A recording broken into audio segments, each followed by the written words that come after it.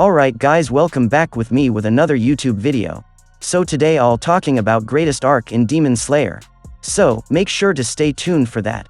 If you do enjoy seeing this anime reviews and want to keep them coming, the best thing you can do is smash that like button, and if you haven't, be sure to subscribe, and this is crucial, hit that notification bell or you will miss future anime videos.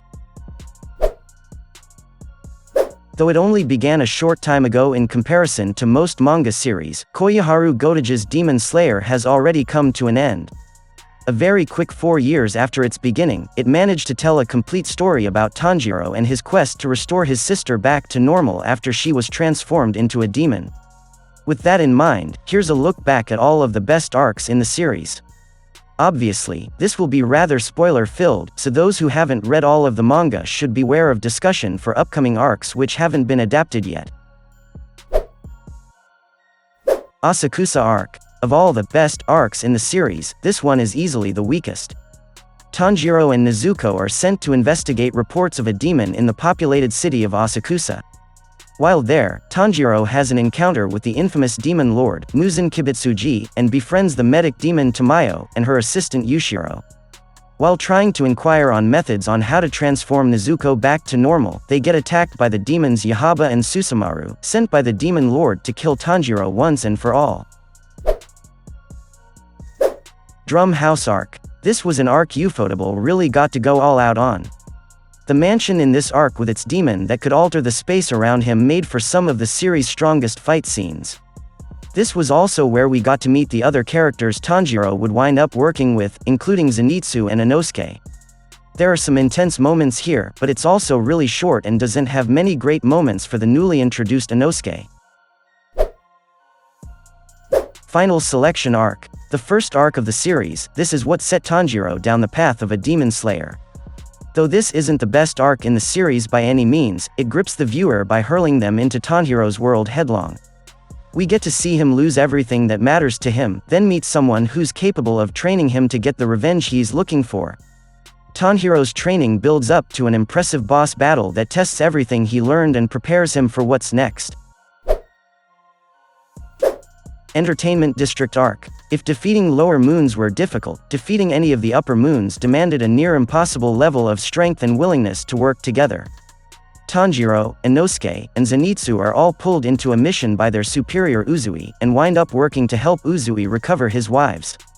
The three of them find their way into a brothel, making for some pretty hilarious scenes before everyone is taught about the story of Yoshiwara.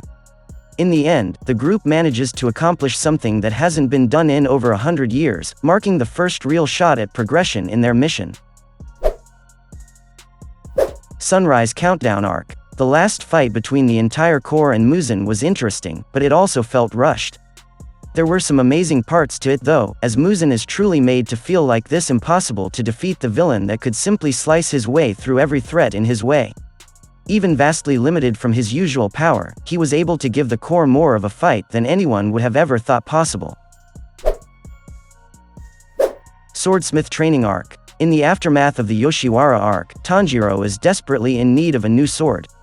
With Tanjiro's swordsmith frustrated by Tanjiro breaking his creation, it leads to Tanjiro being forced to come to the village where all the swords are made. This happens to work out in their favor since Muzan has not only located the area but sent multiple upper moons to wipe it out.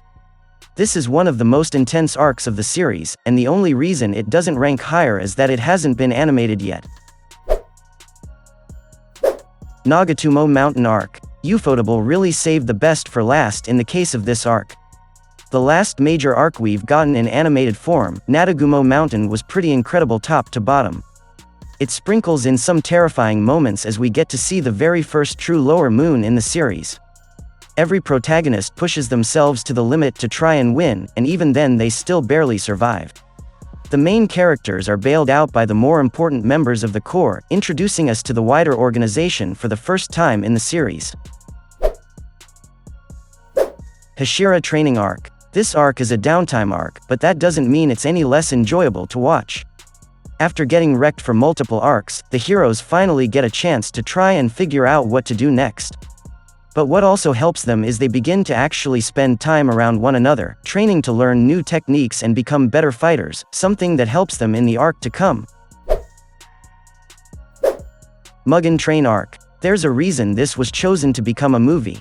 Mugen Train sees the main characters take on a new mission working with the Flame Hashira, an exceptionally talented member of the Corps named Rengoku.